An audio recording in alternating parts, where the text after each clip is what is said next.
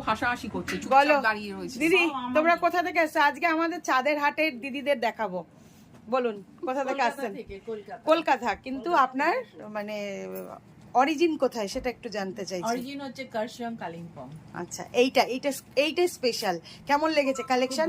খুব ভালো কালেকশন লেগেছে। আর সবচেয়ে ভালো লেগেছে আপনি নিজে থেকে চয়েস করে করে দিচ্ছেন, আর যেটা দিচ্ছেন সেটাই ইউনিক। এটা দারুণ একটা কমপ্লিমেন্ট দিদি, থ্যাংক ইউ। আচ্ছা, আপনার কেমন লেগেছে কালেকশন? কেমন লেগেছে? সেম